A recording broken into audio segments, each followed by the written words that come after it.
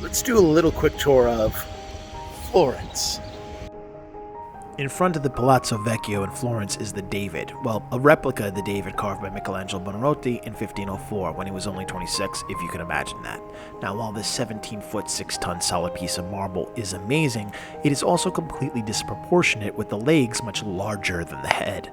Now, the reason is because the David was supposed to sit high up on the roof of the Duomo, where the perspective of looking up that way would make it look correct. That's how much of a genius Michelangelo was. Right next to the David in the loggia is Cellini's statue of Perseus. Cellini was the world's greatest goldsmith, so his flex was to make a solid bronze statue, which was nearly impossible to do. As the bronze was being poured, a cold front came into Florence that night and started to clot the metal. Cellini famously gets up from his deathbed and starts going door to door demanding copper pots from the Florentines. This would lower the melting point of the alloy and successfully save his masterpiece from being ruined. Hence, they say that all of Florence's kitchens helped make this iconic statue. Outside the Palazzo Vecchio, flanking the David, is the statue of Hercules, who's hiding something very interesting. This is l'importuno di Michelangelo, or in English, Michelangelo's ball breaker. So there was this rando that used to hang out in the piazza and always talk Michelangelo's ear off. So one day, while cornered, Michelangelo, with a chisel behind his back, carves this dude's face into the wall just for shits and giggles. Again, a master. Alright, in front of Palazzo Vecchio is Amante's Neptune, who has a face of Medici, and the Florentines hated this statue so much that they called it Il Biancone, or Big Whitey. That's funny. There's this amazing plaque in front of it on the ground that actually marks where the bonfire of the Vanities took place. What that was is that there was this prophetic friar named Savonarola, and he told the people that the apocalypse was coming, and that they should burn all their earthly possessions, like art and lipstick and their fancy furniture, all the good stuff. So when the apocalypse didn't come, they ended up burning him also on that spot. The moral of the story here is, don't mess with Florence. Just an arancini's throw away from the Duomo is the oldest tower in Florence, known simply as Pagliazzo. It's easy to miss this little guy tucked away between the buildings, but you should check it out because it was built in the 7th century over a Roman thermal bath, and then it was turned into a woman's prison in the Middle Ages. Now it's a hotel, and it's haunted. Santa Maria Del Fiore, or the Duomo as the cool kids call it, was conceived in 1293, and it took over 140 years to finish it. It is the largest masonry structure in the world still. The cathedral's plans kept getting larger, and as you can see, they misaligned the windows on the side because they just couldn't get their shit together. Now, when it got time to build the dome, no one really knew how to do it. Enter Brunelleschi, who's a sculptor and not an architect, and he said, I could do it. And when they asked, how are you going to do it, he said, I'll tell you if you can make this egg stand on its end.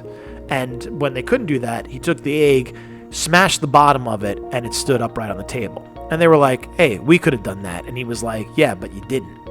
And apparently that was enough to get the contract, and he was able to build the dome. He did so because he studied the Pantheon in Rome and basically built 2 domes inside of the dome that supports this amazingly large structure. Around back, there's also something cool to see. It's not these 4 white bricks. I don't know what they're for. If anyone knows what these are for, I'm dying to know. I couldn't find anything out about them. Now you see, on January 27th, 1601, there was an epic thunderstorm, and lightning struck the 2-ton gilded bronze ball atop the cupola and knocked it clear off.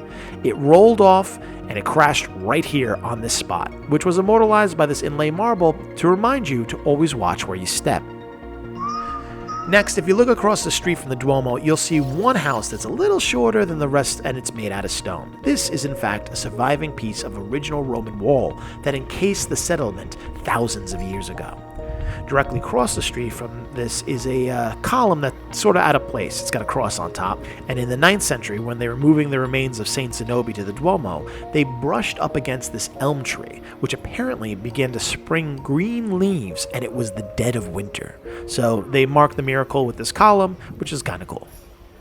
Now, down the street from the Duomo, you'll find this ancient church, Santa Maria Maggiore, and if you have sharp eyes or zoom lens, you will see a much overlooked little head floating way up the wall.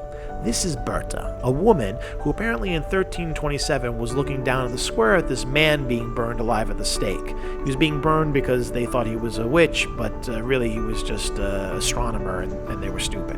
But anyway, he looked up and he said, "Hey, can you get me some water? I'm dying over here." And she was like, "No, don't give him any water. He's a witch and he's going to make a pact with the devil." And he was like, "You know what? Screw you. I'm going to curse you. And now you're made out of stone." So that's her. She's frozen there for eternity, apparently. True story.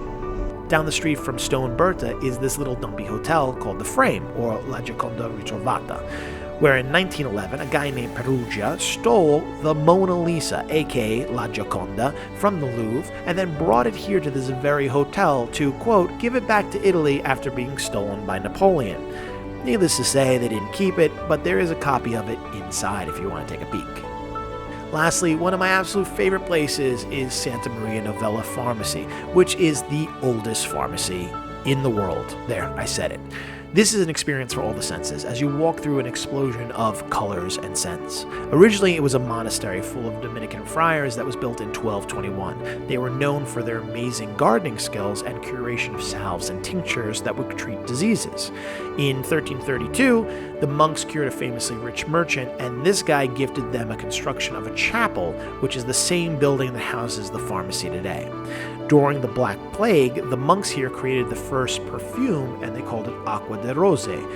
This helped mask the horrible stench that was all throughout the city, and since then, the pharmacy's been continually making scents, health, and beauty products that you just can't find anywhere else in the world. It's amazing.